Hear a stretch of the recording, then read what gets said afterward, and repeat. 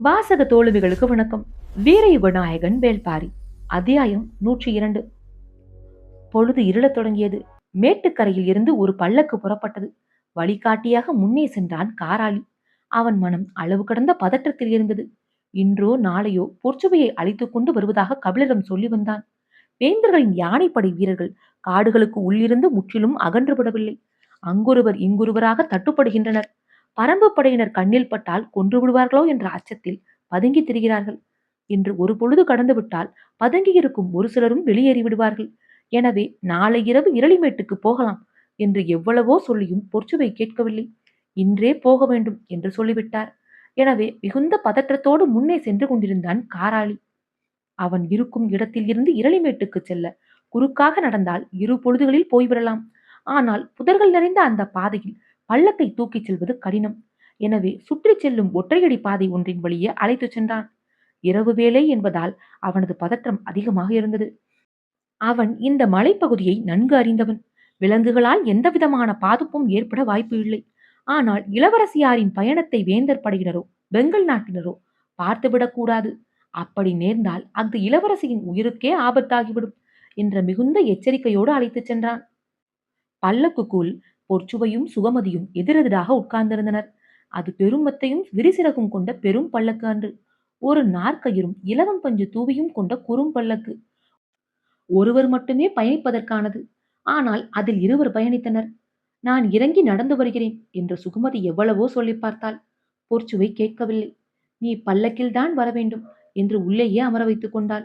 அண்ணகர்கள் பல்லக்கை தூக்கி நடந்தனர். இந்த சிறிய இடத்தில் நீங்கள் தனியே அமர்ந்து வருவதுதான் வசதியாக இருக்கும்.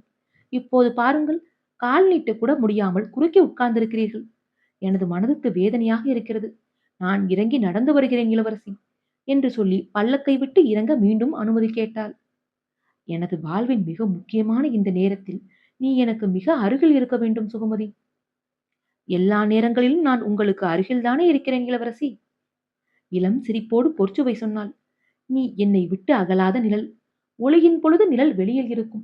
இருளின் பொழுது நிழல் உள்ளுக்குள் வந்து உட்கார்ந்து கொள்ளும். அதனால்தான் இந்த இருளில் என் அருகில் உன்னை உட்கார வைத்துக் கொண்டேன். பொற்சுவையின் சொற்கள் அன்பால் மயக்கின. ஆனால் அன்பை பெற தகுதியானவர்கள் தான் அதை உள்வாங்க வேண்டும். சுகுமதியோ தனக்கு அந்த தகுதி இல்லை என்று எப்போதும் நம்புகிறவள். தான் பொற்சுவையின் பணிப்பெண். நீரோ பாலோ தேனோ தன் மீது எது கொட்டினாலும் உள்ளிறங்க அனுமதிக்காத கல் போலத்தான் பணிப்பெண்ணின் மனம் இருக்க வேண்டும் என்று சிறு வயது முதல் சொல்லி வளர்க்கப்பட்டவள். எனவே சுகுமதியை அந்த வார்த்தைகள் ஒன்றும் செய்துவிடவில்லை. ஆனாலும் பொற்சுவையின் வார்த்தைகளை வேறு திசைக்கு மாற்ற விரும்பினாள் சுகுமதி. பல்லக்கில் சிறு கண்ணாடி குடுவையில் விளக்குளி சிந்திக் கொண்டிருந்தது. பொற்சுவையின் முகத்தை உற்று பார்த்தபடியே சொன்னாள். நீண்ட காலத்துக்கு பிறகு உங்களின் முகம் பூத்து மிளர்கிறது இளவரசி. அப்படியா என்று மகிழ்வு பொங்க கேட்டவள், பல ஆண்டுகளுக்கு பிறகு ஆசானையும் பார்த்தறியாத பாரியையும் காணப்போகிறேன் அல்லவா. எனது முகம் மலராமல் என்ன செய்யும்? நான் காற்றில் மிதந்து கொண்டிருக்கிறேன். எனக்குள் கவிதைகள் ஊற்றெடுக்கின்றன. சக்கரவாக பறவை வந்து இறங்கும் நாளன்று நாம் எப்படி மகிழ்ந்திருப்போமோ அதைவிட பல மடங்கு மகிழ்வில் மனம் கூத்தாடுகிறது. எனது மனமும் மகிழ்வில்தான் இருக்கிறது இளவரசி. அதே நேரம் உள்ளுக்குள் இருக்கும் அச்சம் நேரம் கூட கூட பெருகுகிறது. ஏன்? இந்த பயணத்தின் ரகசியம் வெளியில் தெரிந்துவிட்டால்? இந்த பயணத்தின் நோக்கம் நிறைவேறுகிறதா என்பதுதான் முக்கியம். மற்றது எல்லாம் பொருட்டல்ல. நீங்கள் ஒரு முடிவெடுத்து விட்டால் அந்த முடிவை மட்டும்தான் பொருட்படுத்துவீர்கள். ஆனால் நீங்கள் எடுக்கும் எந்த முடிவையும் விட நீங்கள்தான் எனக்கு முக்கியம். சிரித்தாள் பொற்சுவை. போர்க்களம் விட்டு அகன்று நாகக்கரட்டுக்கு வந்த பிறகு கூடாரங்களில் ஆயுதங்களை வைத்துவிட்டு வீரர்கள் உணவருந்தினர். இன்றைய போர் சிறு பாதிப்பு கூட யாருக்கும் ஏற்படாத வகையில் முடிவுக்கு வந்தது. உணவருந்தி முடித்தவுடன் இரவாதனின் தலைமையிலான விற்படையின் பெரும் பிரிவு தென்திசை நோக்கி புறப்பட்டது. இருளின் ஊடே புறவிகள் வேகம் கொண்டன. சற்றே நீண்ட பயணம் அது. குளவந்திட்டின் பின்புறத்தை அடைய குதிரைகள் விரைந்தன. வீரர்கள் வருவதற்கு முன்பே அங்கு எண்ணற்ற தீப்பந்தங்கள் ஏற்றப்பட்டு எல்லா விதமான ஏற்பாடுகளும் செய்யப்பட்டிருந்தன. நேற்று இரவே இந்த திட்டம் பேசப்பட்டு விட்டதால் அதற்கான ஏற்பாட்டை முன்கூட்டியே தொடங்கிவிட்டான் இரவாதன். இந்த பணிக்காக பகல் முழுவதும் இந்த இடத்தில் பலர் வேலை பார்த்துள்ளனர். வீரர்கள் வந்தடையும் பொழுது அவர்களின் பயிற்சிக்கான ஆயத்தம் முழுமை பெற்றிருந்தது. இந்த தாக்குதலுக்கு இரவாதனுடன் பிடரிமானும் கருணியும் தலைமையேற்கவிருந்தனர். மூஞ்சலுக்குள் 3 விதமான தாக்குதலை நடத்த வேண்டியுள்ளது. கவச உடை பூண்ட அகப்படை வீரர்களை தாக்கி அழிப்பது ஒன்று. பொய்க்கூடாரங்களில் குவிந்துள்ள வீரர்கள் சாரி சாரியாக வெளிவந்து தாக்குதலை தொடுப்பர். அவர்களை தாக்கி அளிப்பது 2. நீலங்கிருக்கும் கூடாரம் நோக்கி முன்னேறி போய் அவனை மீட்பது 3. இந்த 3ம் தனித்தனியான தன்மைகளோடு செய்யப்பட வேண்டிய தாக்குதல்கள். குறிப்பாக மூஞ்சலுக்குள் நுழைந்த பிறகு வில்லால் தாக்குவதற்கு தேவையான இடைவெளிகள் போதுமான அளவுக்கு இருக்காது. பெரும்பாலும் வாழ்வீச்சுக்கும் ஈட்டி உள்ளிட்ட ஆயுதங்களான தாக்குதலுக்கும் அதிகமான தேவை இருக்கும். பரம்பு படையின் முதற்பெரும் ஆற்றல் வில்லில்தான் இருக்கிறது. அதை அதிகம் பயன்படுத்த முடியாத நிலையில் மாற்று திட்டத்தையும் அதற்கு பொருத்தமான ஆயுதங்களையும் முடிவு செய்ய வேண்டியிருந்தது. மூஞ்சலுக்குள் நுழையவிருக்கும் அனைத்து வீரர்களுக்கும் நடத்தப் போகும் தாக்குதலை பற்றிய முழுமையான புரிதல் தேவை.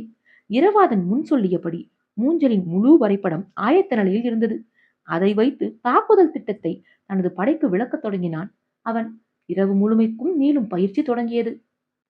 வெங்கல் நாட்டின் கடைசி குன்றை கடந்து பல்லக்கு பயணித்துக் கொண்டிருந்தது. மலை மீது பல்லக்கை தூக்கிச் செல்லும் பொழுது உள்ளுக்குள் அசைவும் சரிவுமாக இருந்தது. சிறு பல்லக்கில் இருவர் எதிரெதிரே உட்கார்ந்திருந்ததால் சரிவில் இறங்கும் பொழுதும் மேட்டில் ஏறும் பொழுதும் பிடித்துக் கொள்ள வசதியாக இருந்தது. தனது கையோ காலோ பொற்சுவையின் மீது படும் பொழுது எல்லாம் மன்னிப்பு கேட்டபடியே இருந்தாள் சுகமதி. அன்னகர்கள் பெரும் சரிவு ஒன்றில் பல்லக்கை இறக்கிக் கொண்டிருந்தனர். முன்புறம் கால் மடக்கி உட்கார்ந்திருந்த சுகமதியின் கால்களை இறுக பிடித்தபடி சரிந்து விடாமல் தன்னை நிலைநிறுத்திக் கொண்டாள் பொற்சுவை. சுகமதியோ தனது கால் பகுதியை இளவரசி பிடித்த பொழுது துடித்து போனாள். எவ்வளவு முயன்றும் விளக்க முடியவில்லை. ஆனால் பொற்சுவையோ சரிந்து கொண்டிருப்பதால் மட்டும் பிடிக்கவில்லை. அவளுக்கு அது பிடித்திருந்தது. உனது கை எனது உடலில் பட்டால் அத்தனை முறை மன்னிப்பு கோருகிறாயே, எனது கை உனது காலில் பட்டால் என்ன செய்வாய் என்பது போலத்தான் இருந்தது அவளது செய்கை. பல்லக்கு சரிவு நிலையில் இருந்து சற்றே சமநிலையடைந்தது. பொற்சுவை பல்லக்கில் இருந்த சிறு மணியில் ஓசை எழுப்பினாள். அன்னகர்கள் நடப்பதை நிறுத்தி தாங்குகோள்களால் பல்லக்குக்கு முட்டு கொடுத்தனர். முன்னால் சென்று கொண்டிருந்த காராளி வேக வேகமாக பல்லக்கின் அருகில் வந்து நின்றான். திரையை சிறிதே விளக்கி, வெங்கல் நாட்டின் 6 ஊர்களின் எல்லையை கடந்து விட்டோமா என கேட்டாள். இன்னும் சிறு பொழுதில் கடந்து விடுவோம் இளவரசி, பள்ளத்தாக்குக்கு அருகில் வந்து விட்டோம் என்றான். விரைவுபடுத்து என்று சொல்லியபடி திரையை மூடிக்கொண்டாள். அன்னகர்கள் மீண்டும் நடக்கத் தொடங்கினர். ஏன் இளவரசி இவ்வளவு முக்கியமாக கேட்கிறீர்கள் என்று வினவினாள் சுகமதி. அன்னகர்கள் முழு வேகமாக நடக்கத் தொடங்கும் வரை அமைதி காத்தவள் பிறகு சொன்னாள். இந்த போரின் ஒரு பகுதிதான் தட்டியம் காட்டில் நடக்கிறது, இன்னொரு பகுதி இந்த 6 ஊர்களில்தான் நடந்து கொண்டிருக்கிறது. புரியாமல் விழித்தாள் சுகமதி. இந்த 6 ஊர்க்காரர்கள் தாம் போரிலேயே ஈடுபட மாட்டோம் என்று சொல்லிவிட்டார்களே, பிறகு எப்படி? அதனால்தான் எல்லா வகையான உளவு தொழிலுக்கும் இந்த ஊர்கள் களமாக அமைந்து விட்டன. மூவேந்தர்களும் தனித்தனியாக இந்த ஊரார்களை கொண்டு பரம்பை உளவு பார்க்கின்றனர். ஒற்றர்களே அரசனின் கண்கள், மூவேந்தர்களின் கண்களும் இங்குதான் நிலை கொத்தியுள்ளன. சற்றே அதிர்ச்சியோடு சுகமதி கேட்டாள். அப்படியென்றால் நாம் செல்லும் செய்தி கூட உளவு பார்க்கப்பட்டிருக்குமா? சுகமதியின் கண்களை உற்று பார்த்தபடி பொற்சுவை சொன்னாள். பேரரசர்கள் என்ன செய்கிறார்கள் என்பதை நாம் அறிந்திருக்கும் பொழுது நாம் என்ன செய்கிறோம் என்பதை அவர்கள் அறிந்திருக்க வாய்ப்புண்டு அல்லவா? திடுக்கிட்டாள். பேரரசர்கள் என்ன செய்ய போகிறார்கள் என்பதை நீங்கள் அறிந்துள்ளீர்களா இளவரசி? ஆம், அந்த செய்தியை அறிந்ததால் தான் இன்றே செல்ல வேண்டும் என முடிவெடுத்தேன். போரை நிறுத்துவதற்கான பேச்சுக்காகத்தானே பாரியை பார்க்க போவதாக சொன்னீர்கள்? அது கடந்த வார சூழல். இனி இந்த போரை யாராலும் நிறுத்த முடியாது. அந்நிலை கடந்துவிட்டது. அப்படி என்றால் யாருடைய வெற்றிக்காக உதவப் போகிறீர்கள்? வெற்றி தோல்வியை போர்க்களம் தான் தீர்மானிக்கும். அதில் நாம் ஏன் உதவ வேண்டும்? பிறகு இந்த பயணத்தின் நோக்கம்தான் என்ன? பாரியை சதியால் வீழ்த்த திட்டமிட்டுள்ளனர். இன்றிரவு அந்த சதி நிகழப்போகிறது. அதை தடுக்கவே நான் போகிறேன். மிரண்டது சுகமதியின் முகம். நீங்கள் சொல்வது உண்மையா இளவரசி? நம் பேரரசரா இந்த செயலை செய்ய போகிறார்? நம் பேரரசர் அல்ல, சோழ பேரரசர் அந்த செயலை செய்ய போகிறார். சற்றே நிம்மதியானால் சுகமதி. நமது பேரரசருக்கு எதிரான செயலில் நாம் ஈடுபடவில்லை என்பதுதான் பெருமூச்சுக்கு காரணமாக இருக்கலாம். ஆனால் அதை பொற்சுவை கவனிக்காதது போல இருந்து கொண்டாள். கொலை சதியை நிறுத்தப் போகும் போது கூட உங்களின் முகம் பதற்றம் ஏதும் இன்றி இருக்கிறதே. செய்யப்போகும் செயலின் முக்கியத்துவம், சிறு ஐயம் கூட எனது நடவடிக்கையின் மீது ஏற்பட்டுவிடக் கூடாது என்பதில் உள்ள தெளிவு. உண்மையில் எனது வாழ்நாளில் இவ்வளவு பதற்றத்தை நான் இதற்கு முன்னர் அடைந்ததே இல்லை. ஆனால் அதை வெளிக்காட்டிவிடக் கூடாது என்பதில் முழு கவனத்தோடு இருக்கிறேன். எனது முகம் முழுமையாக பூத்திருக்கிறது என்பதை நீயே நம்பிய பிறகு வேறு யார் ஐயம் கொள்ள முடியும்? இந்த பயணத்தின் தன்மை இப்போதுதான் சுகமதிக்கு முழுமையாக புரிய தொடங்கியது. நான் மறுபடியும் கேட்கிறேன், இதனால் உங்களுக்கு ஆபத்து ஏதும் வந்துவிடாதே. அது நம் பேரரசர் எவ்வளவு ஒற்றறிகிறார் என்பதை பொறுத்தது. இளவரசியாரின் செயலை அவ்வளவு துல்லியமாக ஒற்றறிகின்றனரா? ஆம், காராளியின் எல்லா நடவடிக்கைகளும் அவர்களால் கண்காணிக்கப்படுகின்றன. நடுங்கிப் போனாள் சுகமதி. என்ன சொல்கிறீர்கள் இளவரசி? அவனை நம்பித்தானே இந்த பயணத்தையே மேற்கொள்கிறோம். அப்படியென்றால் இது இறுதியாக ஆபத்தில் போய்த்தான் முடியும். காராளியிடம் பொய் இல்லை. அவன் உண்மையான கலைஞன். ஆனால் அவனுடைய எல்லா நடவடிக்கைகளும் ஒற்றறியப்படுகின்றன. அவன் நமக்கு சொல்வதைப் போல அவனைப் பற்றி வேறு யாரோ சொல்லிக் கொண்டிருக்கின்றனர்.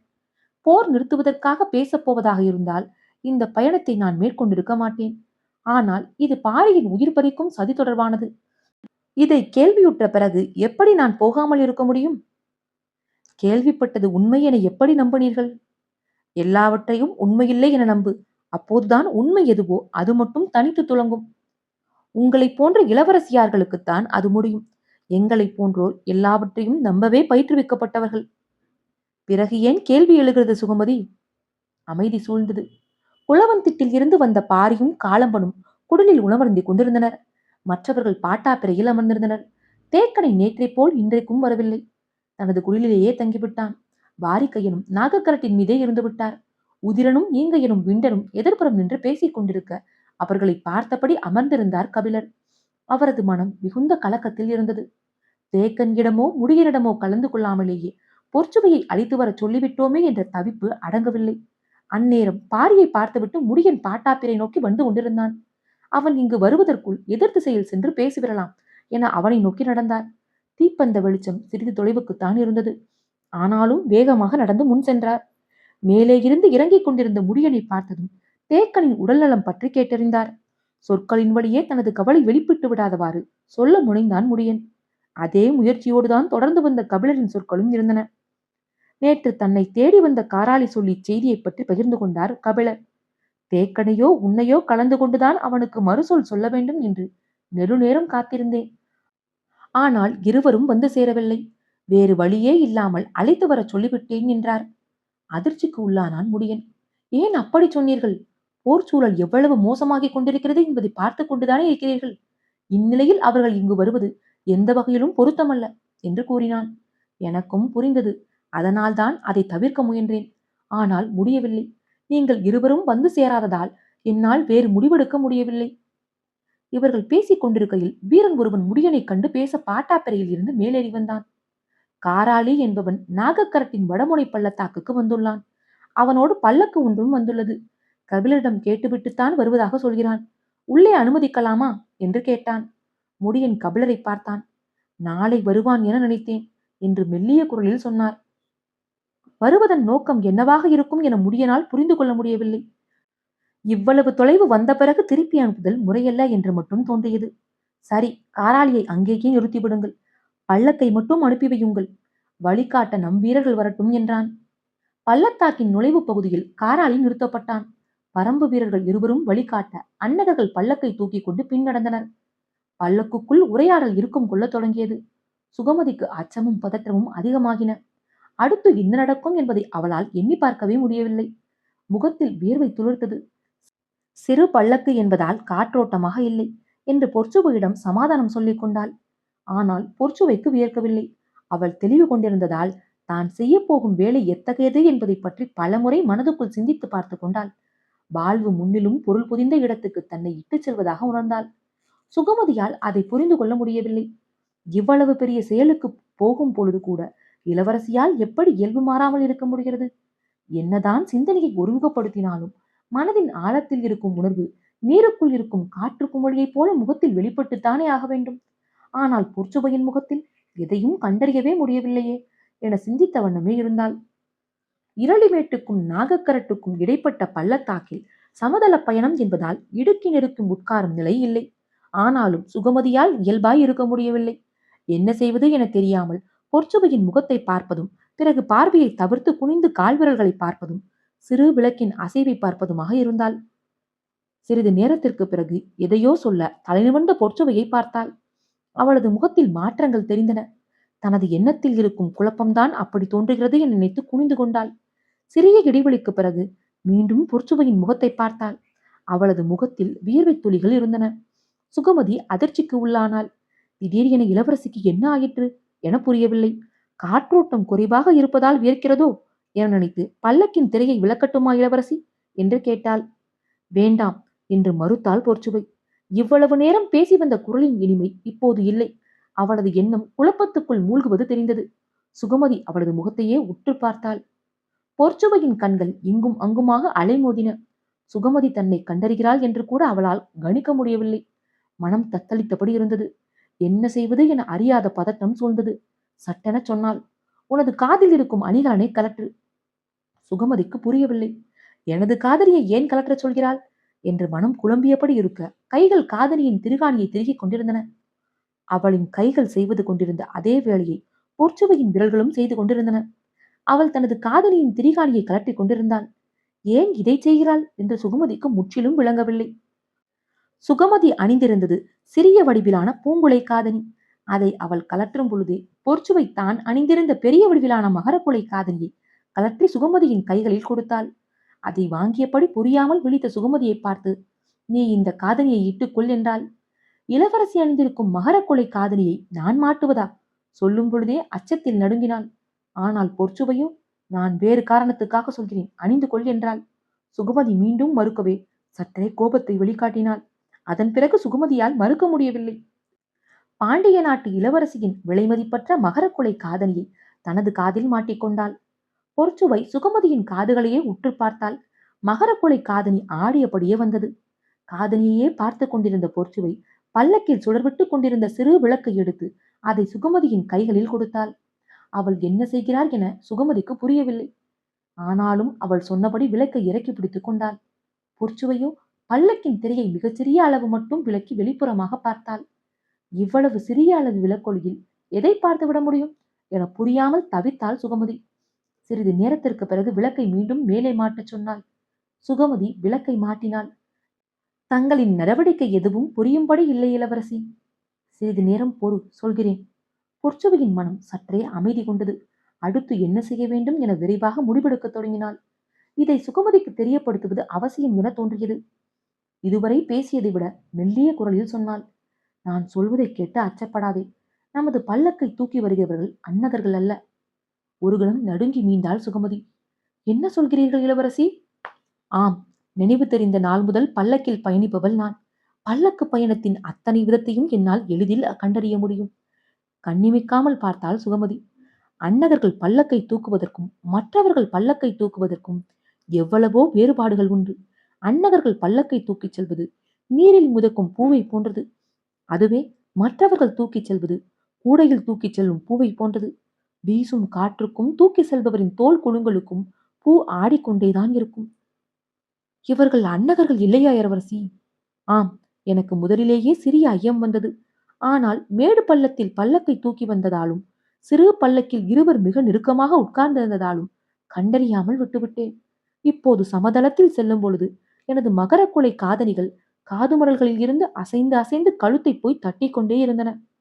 இவ்வளவு கனமான காதணிகள் இப்படி அசையும்படி அன்னகர்கள் ஒருபோதும் பல்லக்கை தூக்கிச் செல்ல மாட்டார்கள். அதனால்தான் உனது காதில் மாட்டி அவை அசையும் விதத்தை பார்த்தேன். திரையை விளக்கி கீழே பார்த்தது என்று கேட்டு முடிக்கும் முன் பொற்சுவை சொன்னாள். ஐயத்தை உறுதிப்படுத்திக் கொள்ள வேண்டுமல்லவா?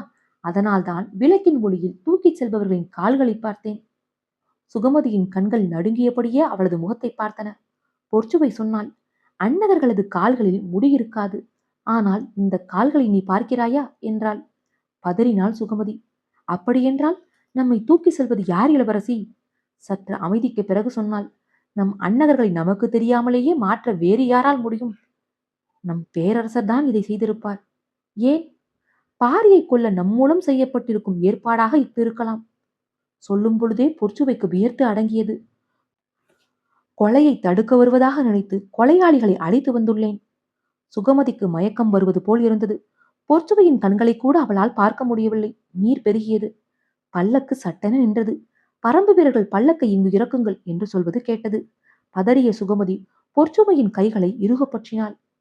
நான் உங்களை இறங்க விட மாட்டேன். சொல்லிக் கொண்டிருக்கும் பொழுதே கண்ணீர் பொங்கியது. அவளின் பிடியில் இருந்து கைகளை விளக்கி அவளின் தலையை தொட்டபடி பொற்சுவை சொன்னாள், பதற்றப்படாதே. நாம் எண்ணிய இடத்துக்குத்தான் வந்துள்ளோம். இனி பின்வாங்க முடியாது. நமது அறிவு நமக்கு கை கொடுக்கும். நம்பிக்கையுடன் எதிர்கொள்வோம். இல்லை, நான் கடமை வழுவ மாட்டேன். உங்களுக்கு எந்த தீங்கும் நேர அனுமதிக்க மாட்டேன் என்று பதறினாள். நீ எனது கனவின் மிச்சம். உனது வார்த்தைகளில்தான் அது முழுமை கொள்ளப் போகிறது. இங்கு என்ன நடந்தாலும் பல்லக்கை விட்டு நீ கீழிறங்கக் கூடாது என்று சொல்லியபடி சட்டென தெருவிளக்கி வெளியேறினாள் பொற்சுவை. தூக்கி வந்த அறுவர் தலை வணங்கி நின்றனர்.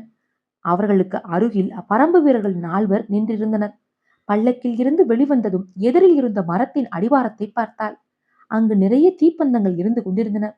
மரத்தின் அடிவாரத்தில் இருந்த கல் இருக்கைகளில் 6, 7 பேர் பேசிக் கொண்டிருந்தனர். இடது ஓரத்தில் ஆசான் கபிலர் இருந்தார். பாட்டாப்பிரையின் வலது ஓரத்தில் பாரி இருந்தான். இடையில் முடியன், ஈங்கையன், விண்டன், உதிரன், காலம்பன் ஆகியோர் இருந்தனர்.